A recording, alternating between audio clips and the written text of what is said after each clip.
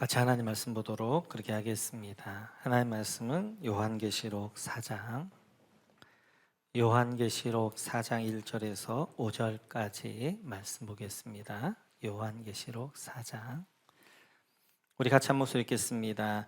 이 일 후에 내가 보니 하늘에 열린 문이 있는데 내가 들은 바 처음에 내게 말하던 나팔 소리 같은 그 음성이 이르되 이리로 올라오라. 이후에 마땅히 일어날 일들을 내가 네게 보이리라 하시더라.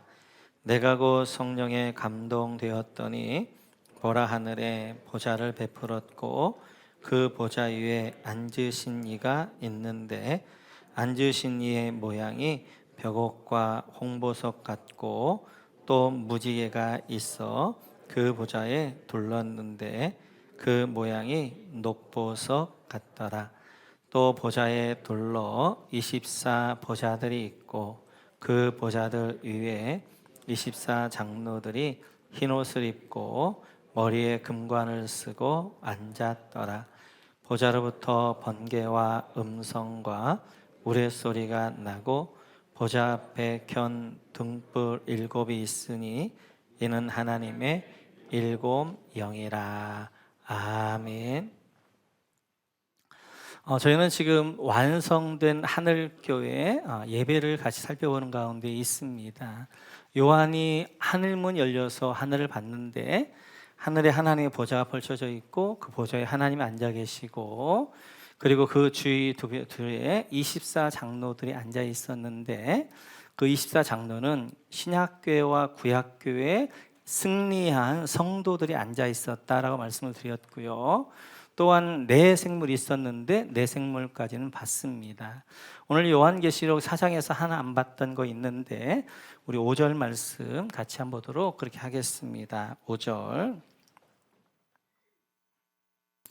우리 같이 읽겠습니다. 보좌로부터 번개와 음성과 우레소리가 나고 보좌 앞에 켠 등불 7이 있으니 이는 하나님의 7 영이라. 여러분 하나님이 7 영 여기다가 이제 동그라미 쳐주시고 요한계시록 4장에서 안 봤던 것이 하나님의 7 영이 무엇이냐는 거예요. 이제 그냥 보좌 앞에 7 등불이 있었다는 거죠. 근데 그 등불이 하나님 7 영이라고 하는데 7 등불이 무엇인가? 성전 안에 있었던 메노라입니다. 이건데요. 이제 성전 안에 보면 성소에 보면 금초대가 있습니다. 메노라인데 이게 이제 7 금등잔대로 되어져 있습니다. 이것을 보는 순간 요한과 초대교회 성도들은 구약의 여기를 기억했을 거예요. 우리 한번 스가랴서 한번 보겠습니다. 같이 읽죠. 그가 나에게 무엇을 보느냐고 묻기에 내가 대답하였다. 순금으로 만든 등잔대를 봅니다. 등잔대 꼭대기에는 기름을 담는 그릇이 있고 그 그릇 가장자리에는 7 배롱에 연결된 등잔 7개가 놓여 있습니다. 등잔대 곁에는 올리브 나무 2 그루가 서 있는데 하나는 등잔대 오른쪽에 있고 다른 하나는 등잔대 왼쪽에 있습니다. 아멘. 스가랴가 보는 환상입니다. 그 환상 아마 이런 그림이었을 것 같아요. 같이 한번 보여주시겠어요? 금초대가 있습니다. 그 위에 이제 그릇이 깨려지고 그 양옆에 올리브 나무, 감람나무가 있는데 사실 감람나무가 훨씬 더 커야 돼요. 그런데 지금 저희가 그냥 포커스는 금초대이기 때문에 이 그림을 선택을 했습니다. 감람나무에서 이제 올리브 기름이 계속 그 그릇에 부어지게 되어지고 그 그릇에 7 관이 이제 7 등재에 연결되어져서 계속 이제 이게 이제 불이 피어오르는데 이 두 감람나무 올리브 나무는 바로 스룹바벨과 예수아를 이야기해요. 문선명하고 이제 박태선이가 아니라 그래서 스룹바벨과 예수아를 이야기하게 되어지고 거기에 금 등잔대가 있었다는 거예요. 그 등잔대를 가리켜서 스가랴서 4장 10절에서는 이렇게 이야기합니다. 같이 한번 읽어볼까요? 시작. 작은 일의 날이라고 멸시하는 자가 누구냐? 사람들이 스룹바벨의 손에 다림줄이 있음을 보고 기뻐하리라. 이 일곱은 온 세상에 도로 다니는 여호와의 눈이라 하니라. 아멘. 스가랴서에서는 그 일곱 그 등잔대가 이제 온 세상에 도로 다니는 여호와의 눈이다라고까지 설명을 해요. 우리는 보통 보면 요한계시록에 있는 이제 상징이 구약에서 이제 되어졌던 것들을 통해 설명을 들었어요. 그런데 이것만큼은 구약에서 설명하고자 구약도 상징이에요. 근데 이것을 신약에서 이제 요한계시록에서 설명해 냅니다. 요한계시록 5장에서는 이렇게 이야기합니다. 같이 읽죠. 시작. 내가 또 보니 내 생물과 장로들 사이에 한 어린 양이 서 있는데 일찍이 죽임을 당한 것 같더라. 그에게 일곱 뿔과 일곱 눈이 있으니 이 눈들은 온 땅에 보내심을 받은 하나님의 일곱 영이더라. 아멘. 요한계시록 4장에서 보면 보좌 앞에 일곱 영이 있었어요. 요한계시록 4장은 성부 하나님 중심의 이제 하늘 보좌였고요. 그다음에 요한계시록 5장은 성자 어린 양 되신 예수님의 보좌예요. 그 보좌 앞에도 뭐가 있었더라? 일곱 영이 있었는데 그들이 그 영이 일곱 뿔과 일곱 눈을 가졌다는 거예요. 근데 그 일곱 눈이 뭐였냐? 하나님의 일곱 영이었다는 거예요. 그래서 구약에서 아직 성령이 안 오셨기 때문에 구약은 일곱 눈까지만 이야기하고 요한계시록 이미 성령이 오셨기 때문에 그 일곱 눈, 일곱 뿔이 누구냐? 일곱 금등자가 누구냐? 바로 하나님의 일곱 영이다 이야기하게 돼요. 하나님의 일곱 영이라고 그러면 어떤 분들은 성령 일곱 분인가? 아닙니다. 등잔대를 한번 보시면 이렇게 되어져 있잖아요. 이게 하나의 등잔대란 말이에요. 금초대란 말이에요. 여기에 일곱 등잔이 있는 것처럼 성령님은 한 분이세요. 그런데 그 성령님이 역할, 사역이 몇 가지냐면 일곱 가지예요. 중심의 사역이. 그래서 이제 하나님의 일곱 영 할 때는 바로 한 분 성령님이 어떤 사역을 하시느냐? 일곱 가지 사역을 한다는 거예요. 그래서 오늘은 이제 오늘과 다음 이제 1월 둘째 주하고 두 번에 걸쳐서 하나님의 일곱 영이 무엇인가 하는 거에 대하여서 그 일곱 가지의 사역이 무엇인가 하는 거에 대해서 한번 살펴보려고 그래요. 특별히 또한 이제 보게 되어지면 한번 보여주시겠어요? 네, 고린도서 말씀 보여주세요. 네, 같이 읽죠. 시작. 이것은 이상한 일이 아니니라. 사탄도 자기를 광명의 천사로 가장하나니. 성령님이 일곱 영으로 사역을 하시는데 사탄도 가장한 천사로 사탄에서 사탄도 일곱 가지로 사역을 해요. 우리가 지금 살펴보려고 하는 것은 성령님의 일곱 가지 사역, 일곱 영의 사역과 함께 사탄의 악한 영 일곱 가지 사역을 살펴볼 거예요. 이것을 통해서 우리가 이제 뭘 얻기를 원하느냐? 첫째는 성령님이 나에게 임하셔야 되는데 성령 충만이라는 거 하는데 그때 어떤 성령이 임해야 될 것인가? 어떤 성령을 우리가 구해야 될 것인가? 성령의 일곱 가지 사역을 살펴볼 거예요. 또 하나 이제 악한 영 일곱 가지 사역을 보면서 우리가 사람을 이해할 것입니다. 특별히 우리가 전도해야 될 VIP들, 왜 그 사람이 그렇게 행동하지? 왜 그렇게 하지? 그런 것은 그 사람이 아니라 그를 통치하는 악한 영의 영향이에요. 사람은 영적인 존재이기 때문에 어떤 영의 통치를 받냐에 따라서 그 삶의 형태가 달라집니다. 그래서 이제 그를 보면서 이제는 사람을 이해하게 되어질 거예요. 그 사람을 미워하고 그 사람이 아니라 그를 그런 악한 영이 통치하니까 지금 그렇게 행동하고 있구나. 그래서 우리의 기도가 달라질 거예요. 어떤 기도를 하냐면 이제 VIP를 기도할 때 하나님 그 영혼 주 앞에 나오게 해주세요라고 하기보다는 그 영을 통치하고 있는 악한 영을 볼 거예요. 그 하나님 그 영을 결박시켜 주시고 그리고 그 안에 하나님의 통치가 있게 하여 주시고 하나님의 성령의 이러한 은혜가 있게 하여 주옵소서라고 우리의 기도가 달라질 거예요.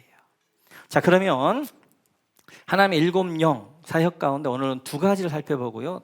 1월 둘째 주에 5가지를 좀 정리할 터인데 먼저 진리의 성령님이십니다. 같이 한번 요한복음 같이 읽죠. 시작. 그러나 그분 곧 진리의 영이 오시면 그가 너희를 모든 진리 가운데로 인도하실 것이다. 그는 자기 마음대로 말씀하지 않으시고 듣는 것만 일러주실 것이요 앞으로 올 일들을 너희에게 알려주실 것이다. 아멘. 지금 이제 보혜사 성령을 이야기해요. 보혜사 성령 오시는데 그분이 누구냐? 진리의 영으로 오신다는 거예요.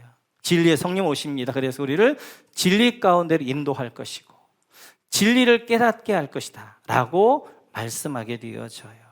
하나님의 일곱 영 첫 번째 사역은 진리의 성령님, 그 진리의 성령 우리로 하여금 우리를 진리 가운데 인도하게 되어지고 진리의 말씀을 깨닫게 하게 되어지고 그 진리의 말씀을 믿도록 하시는 분이 바로 진리의 성령님이 되어지셔요. 지금 제자들은 예수님이 말씀하시는데도 예수님이 십자가에 죽으셔야 되는 것을 이해를 못하는 거예요. 그리고 예수님께서 하늘에 올라가신다고 하는 이야기를 이해를 못하는 거예요. 그리고 뭐 하고 있는 거예요? 자리 싸움만 하고 있는 거예요. 왜냐하면 아직 진리의 성령님이 안 오셔서 그래요. 안 오셔서. 진리의 성령님이 이제 마가다라 앞에 오신 다음에 그들은 뭐 하는 거예요? 예전에 했던 예수님의 말씀들, 예수님의 삶들, 예수님의 행위들이 전부가 다 설명이 되어지는 거예요. 진리가 알게 되어지는 거예요. 그래서 우리가 이해되어지지 못하는 것 가운데 하나가 여기 있죠. 요한복음화 봅니다. 같이 죠. 시작. 시몬 베드로와 쌍둥이라고 불리는 도마와 갈릴리 가나 사람 나다나엘과 세베대의 아들들과 제자들 가운데서 다른 두 사람이 한 자리에 있었다. 3절. 시몬 베드로가 그들에게 나는 고기를 잡으러 가겠소 하고 말하니 그들이 우리도 함께 가겠소 하고 말하였다. 그들이 나가서 배를 탔다. 그러나 그날 밤에는 고기를 한 마리도 잡지 못하였다. 우리가 이해가 안 되어지는 장면이에요. 이들은 제자들은 적어도 2번 이상을 예수님의 부활을 만났거든요. 부활한 주님을.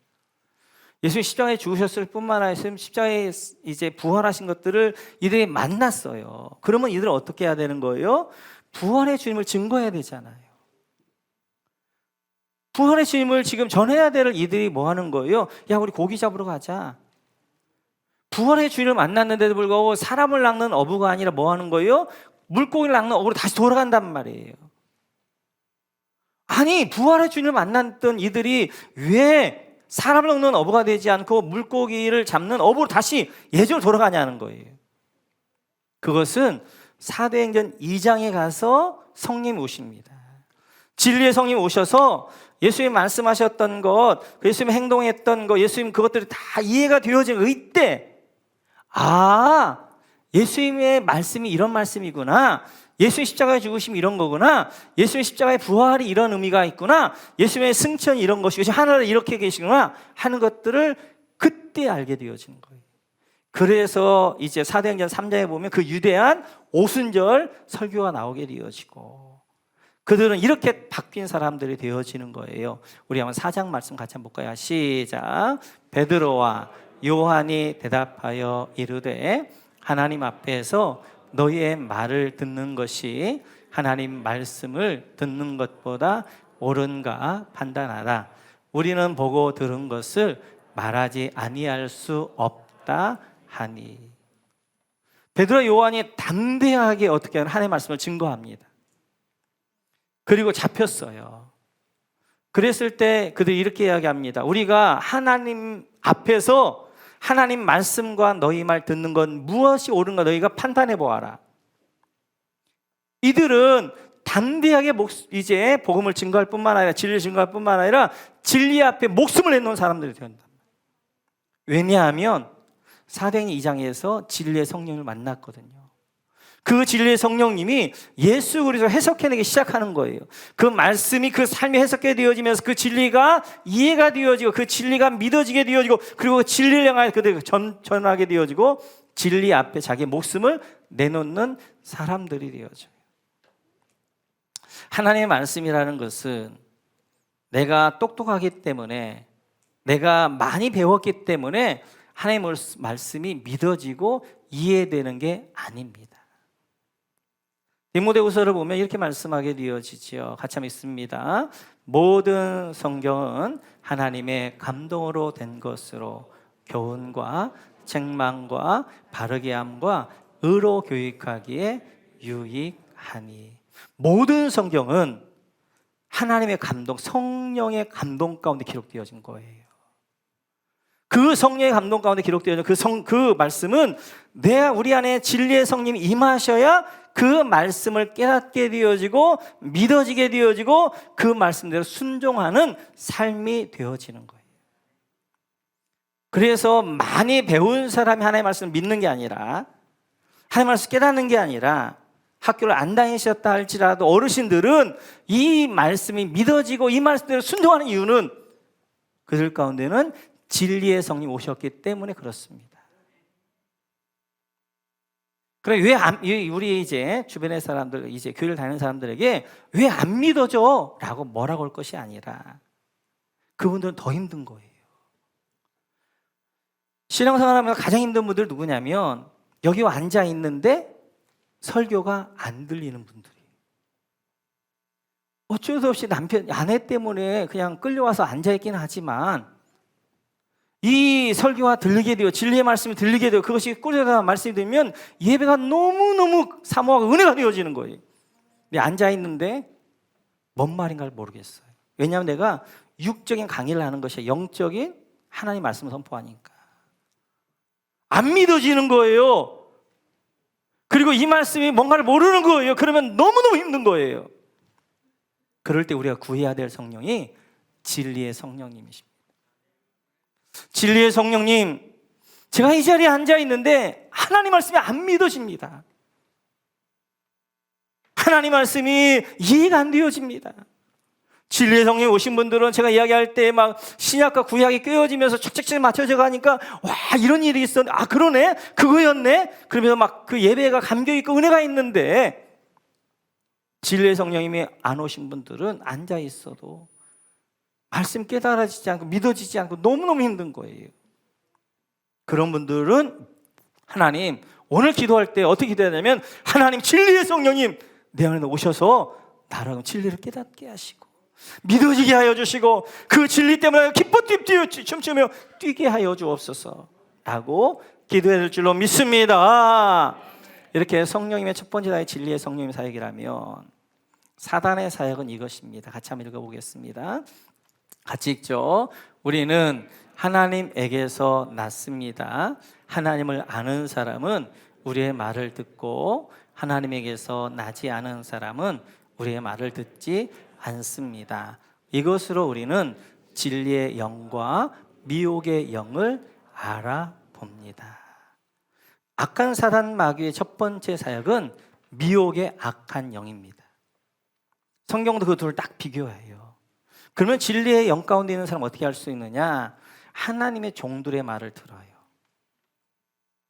그런데 악한 미혹의 영 가운데 쓰인 사람들은 뭐냐? 그들은 하나님의 권위를 세운 종들의 말을 듣지 않는 거예요. 이걸 통하여서 진리의 영과 악한 미혹의 영들을 구별할 수 있다는 것입니다. 그래서 악한 미혹의 악한 영 가운데 매인 사람들은 이렇게 되어지죠. 같이 한번 보겠습니다. 같이 읽죠. 그러나 성령이 밝히 말씀하시기를 후일에 어떤 사람들이 믿음에서 떠나 미혹하는 영과 귀신의 가르침을 따르리라 하셨으니 자기 양심이 화인을 맞아서 외식함으로 거짓말하는 자들이라. 미혹하는 악한 영 가운데 있으면 첫 번째가 믿음을 떠나게 만들어요. 믿음을 떠나 미혹하는 영. 미혹하는 영에 매게 되어지면 점점 믿음을 떠나는 거예요. 그래서 뭐예요? 귀신의 가르침을 따르게 되어져요. 사단의 가르침을 따르게 되어지는 거예요. 그래서 뭐예요? 그들이 이단에 빠지게 되어지는 거예요. 뿐만 아니라 그들은 미혹의 영에 악한 영에 쓰인 사람들 자기 양심이 화인을 맞았어요. 양심 화인 맞다 보니까 어떻게 하는 거예요? 부모하고 형제가 안 보여요. 이단에 빠진 아이들은 어떻게 하는 거예요? 자기 부모도 고소해버린단 말이에요. 형제도 고소해버린단 말이에요. 자기를 가둔다고 해가지고. 그리고 집을 뛰쳐나가 버린단 말이에요. 양심 화인 맞아서 그런 거예요. 뿐만 아니라 외식함으로 거짓말하는 자들이에요. 마치도 모략이라고 가지고 거짓말하는 것들 정당화시킨단 말이에요. 그래서 모략질한단 말이에요. 이렇듯이 미혹의 악한 행에 쓰이게 되어지면 이러한 특징이 진리의 말씀이 귀가 닫히는 거예요. 그리고 미혹을 따라 이단에 빠지게 되어지고 미혹을 따라서 하나님을 떠나게 되어지는 거예요. 이거는 어떻게 장이라는 어떤 여자가 어머니 하나님이에요. 하나님 아버지, 하나님 어머니가 성이에요. 우리가 하나님 아버지라고 할 때 하나님 남성이기 때문에 하나님 아버지라고 하는 거예요? 아니잖아요. 이건 성이 없는 거죠. 우리의 시작자가 되어지시니까, 그 시작하신 분이니까 그 시작자를 아버지라고 하는 거지. 그런데 이단은 뭐라고 하는 거예요? 이제 안상홍이는 아버지 하나님이고 장길자는 어머니 하나님이다. 지금 그래서 이 땅에 어머니 하나님이 이제 하는 것이다. 이런데도 뭐 하는 거예요? 사람들이 믿는단 말이에요. 신천지 이만 누구는 다른 여자를 데려다가 살았단 말이에요. 그런 음란한 자를 어떻게 하는 거예요? 이긴 자라고 그러고, 그런 음란한 자를 어떻게 하는 거예요? 하나님이라고 한단 말이에요. 그래도 그들은 어떻게 하는 거예요? 믿는 거예요. 이해가 안 되어지죠? 왜 그러냐면 미혹의 영이 매이면 그런 거예요. 미혹의 영이 매이면 그 사단의 꾀임에 빠지게 되고 그 사단의 말이 진짜 진리같이 들리게 되어지는 거예요. 그래서 이제 하나님의 말씀이 진리가 안 들리게 되어지고 이 악한 미혹의 말이 믿어지는 거예요. 그들이 우리보다 믿음이 없어서 이단에 빠지나요? 그들이 우리보다 열심히 해서 이단에 빠지나요? 아니잖아요. 우리보다 훨씬 더 열심히 있었고 더 잘 믿었던 사람들인데 이렇게 미혹의 영에 씌우니까 진리의 말씀이 안 들리게 되어지고 그리고 미혹의 말을 따라서 이단에 빠지게 되어진단 말이에요. 그래서 여러분들 교회 밖에서 하는 성경 공부는 조심하셔야 돼요. 저는 열려있기 때문에 어떤 성경 공부도 저는 여러분들의 유익을 위하여라면 저는 오픈되어져 있어요. 저에게는 굉장히 많은 이제 분들이 오셔서 말씀을 증거하고 저에게는 어성경 이런 거 다 열어줄 정도로 좋은 교회란 말이에요. 왜 밖에서 하지 말라고 그러냐면 여러분 이단 모임에 한번 참여하잖아요. 그 참여하는 순간 거기에서 미혹의 영에 씌워버립니다. 미혹의 영에 매여버리게 되어지는 거예요. 갔다 오면 뭐가 안 들리면 설교가 안 들려. 하나님의 말씀이 안 들려. 그렇게 잘 들어도 하나님의 말씀이 안 들리기 시작하면서 그들이 이야기하는 이단의 이야기에 빠져들게 되어지는 거예요. 여러분을 보호하기 위해서 그런 거예요. 밖에 성경구가 있으면 저한테 반드시 여러분들 보고하셔야 돼요. 목사님 이런 성경구가 있는데 이런 집회가 있는데 제가 가도 괜찮겠습니까? 제가 다 알아보고 건전하면 갔다 오라고 그러고 아니면 안 되는 거예요. 이렇듯이 이제 이런 미혹의 영에 씌게 되어지면 진리가 안 들리게 되어지면 자꾸 미혹으로 그 이단으로 빠지게 되고 잘못된 길로 빠지게 되어진단 말이에요. 계속해서 이렇게 말씀하십니다. 같이 한번 볼까요?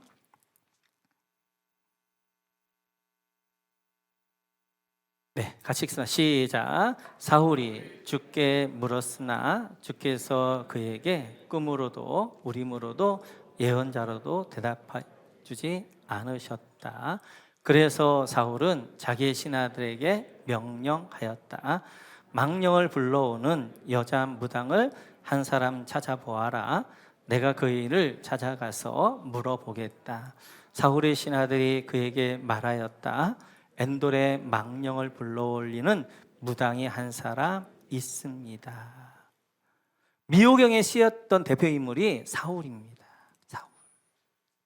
하나님의 말씀에 계속 이제 불순종하게 되어지고 거부하게 되어지니까 그의 미혹영에 씌우게 되어져요. 그래 실제로 보게 되어지면 그가 이제 망령을 불러오는 여자 무당을 찾아가요. 신접한 여인을 찾아가게 되어져.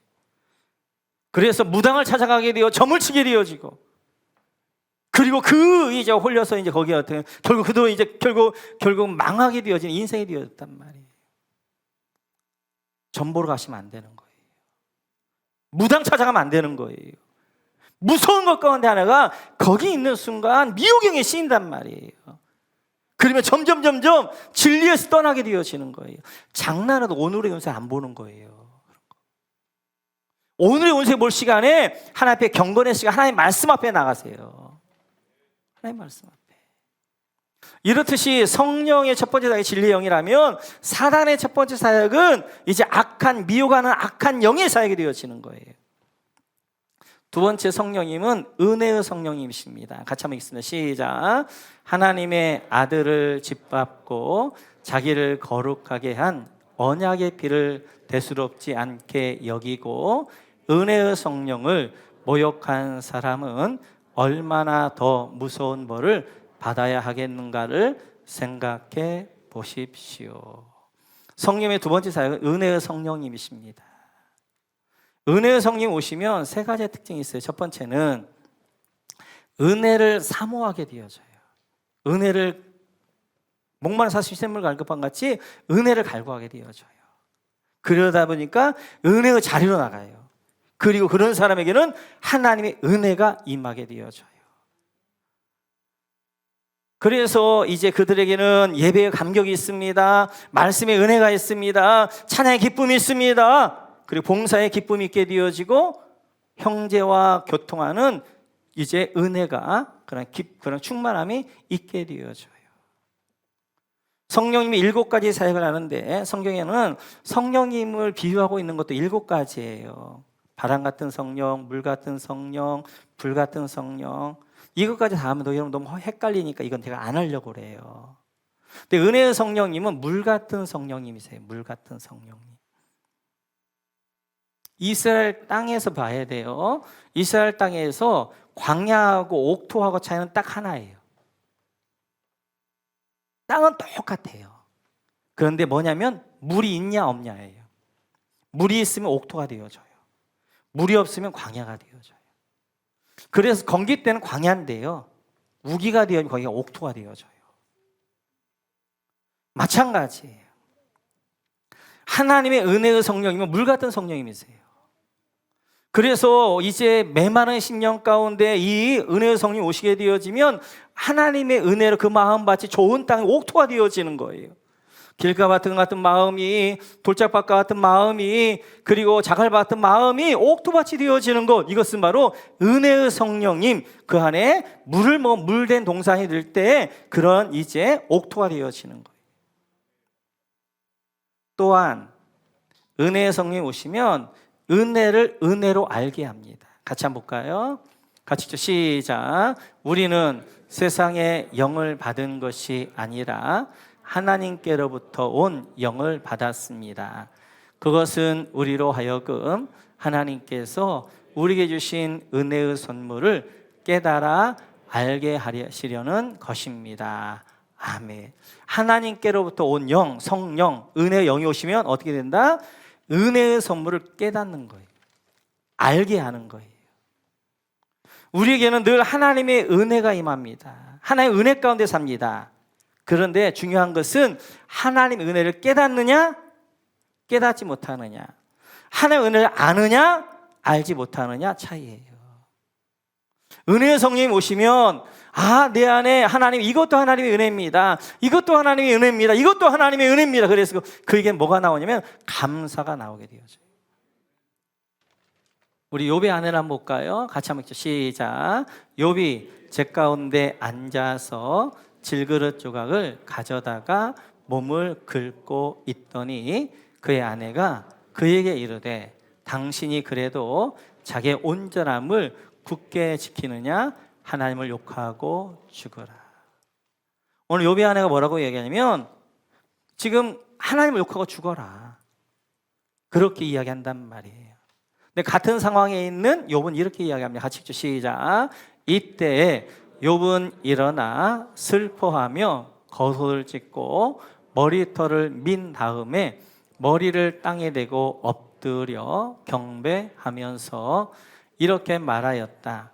모태에서 빈손으로 태어났으니 죽을 때에도 빈손으로 돌아갈 것입니다. 주신 분도 주님이시요 가져가신 분도 주님이시니 주의 이름을 찬양할 뿐입니다. 아멘. 지금 이제 욥은 뭐라고 이야기하는 거예요? 주신 분도 하나님이시요 이제 가져가신 분도 하나님이시니 하나님만 영광받아 찬양받으실 것입니다. 욥의 아내의 상황과 욥의 상황과 똑같아요.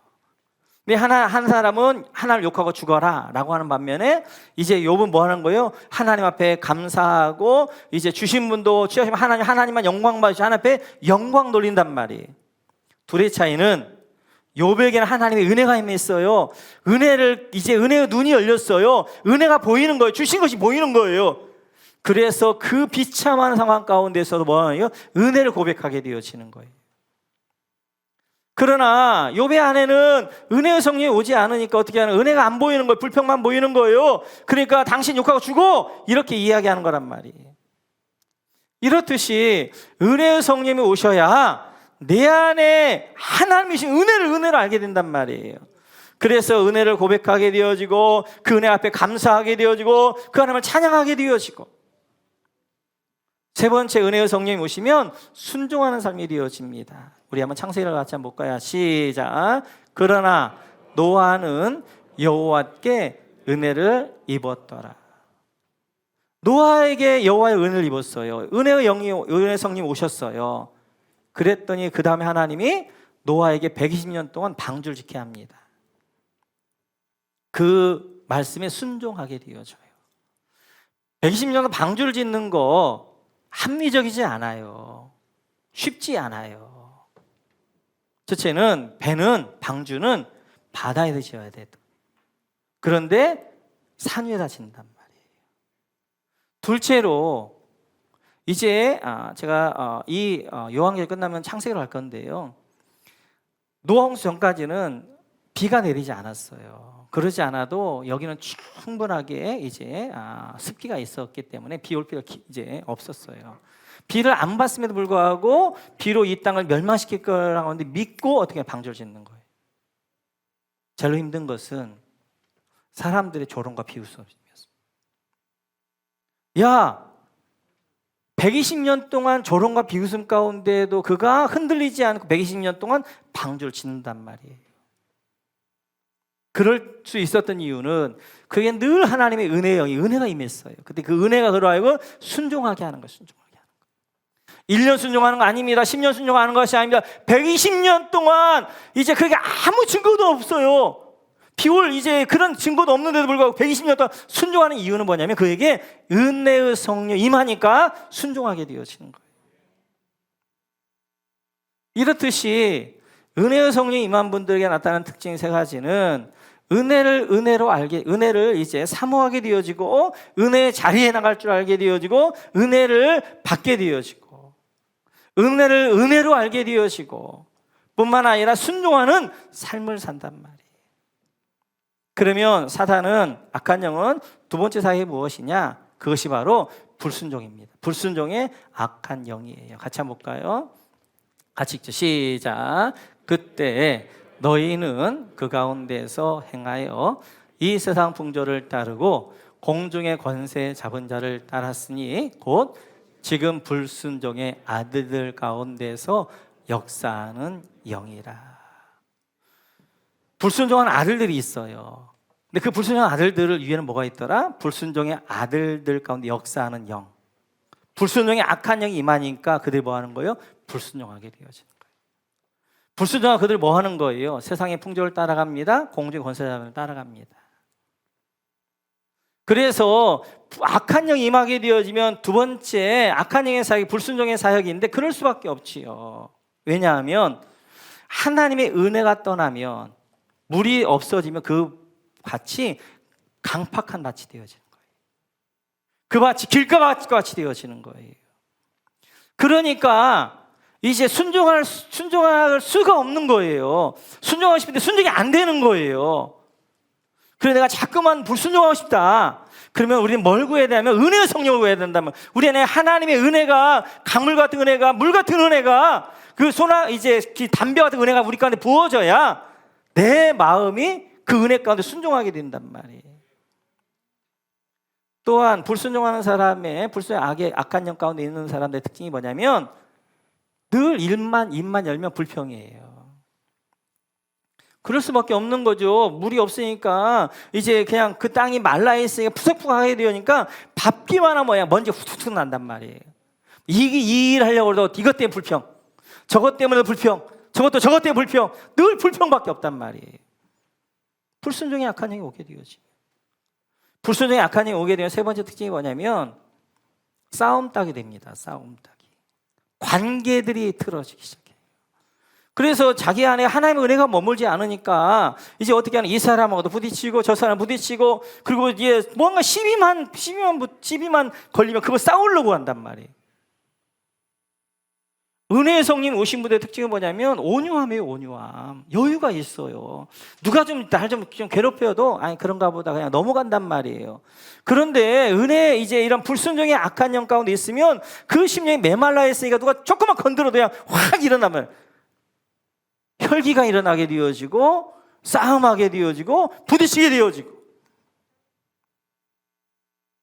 불순종이 악한 영이 오게 되면 네 번째 특징이 뭐냐면 아까도 세상 풍조를 따라가는 것처럼 핑계가 많아요. 이것 때문에 안 됩니다. 이것 때문에 뭐합니다. 이것 때문에 뭐합니다. 바쁘다는 핑계가 많아요. 진짜 바쁜 게 아니라 세상 풍조를 따라서 그냥 바쁘게 사는데 이제 살긴 사는데 바쁜데 나중에 보면 아무것도 아니에요. 은혜의 성령이 오신 분들은 삶이 체계가 있어요. 내가 해야 될 것과 중요한 것들 우선순위를 알게 되어지고 그 우선순위를 착착하게 되어지니까 어떻게 하는 거예요? 삶이 규모가 있어요. 그런데 불순종이 악한 영이 오게 되어지면 그 안에 메마른 심정이니까 그냥 막 분적이 막 다니긴 해. 막 뭔가 바빠. 그런데 진짜 중요한 일들을 안 해요. 그리고 늘 뭐 하는 거예요? 바쁘다는 핑계만 대는 거예요. 아, 난 이것 때문에 못해요. 이래 바빠도 목장 모임 못 가요. 이래서 뭐예요? 이렇게 한단 말이에요. 오늘 우리는 두 가지, 성령님의 사역 7영이신데 두 사역, 진리의 성령님, 그 다음에 은혜의 성령님, 악한 영의 두 사역, 이제 미혹의 악한 영, 불순의 악한 영을 한번 살펴보았어요. 자, 같이 한번 우리 말씀을 묵상하면서 한번 하나님의 음성을 듣도록 하겠습니다. 우리 그렇습니다. 중요한 것이 한 사람은 그 사람이 아니라 그를 통치하고 있는 영이 뭐냐는 거예요. 오늘 성령님의 두 가지 사역, 하나는 진리의 성령님이 있어요.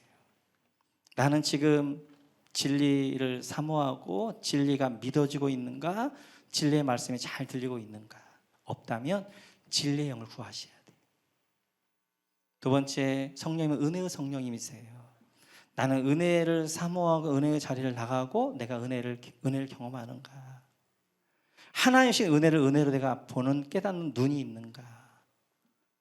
내가 하나님 말씀에 순종하고 있는가.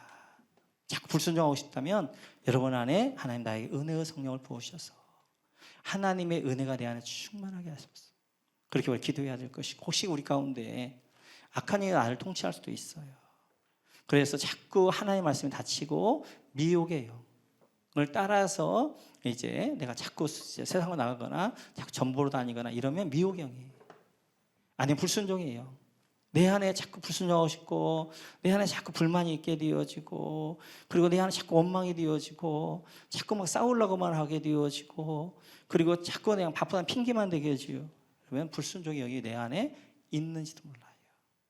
오늘 말씀 한번 우리 기억하면서 우리 한번 30초 정도 묵상하면서 오늘 하나님 나에게 오늘 말씀 주신 이유는 뭐예요? 라고 묻고 같이 한번 기도하겠습니다. 30분 정도 우리 한번 묵상하겠습니다.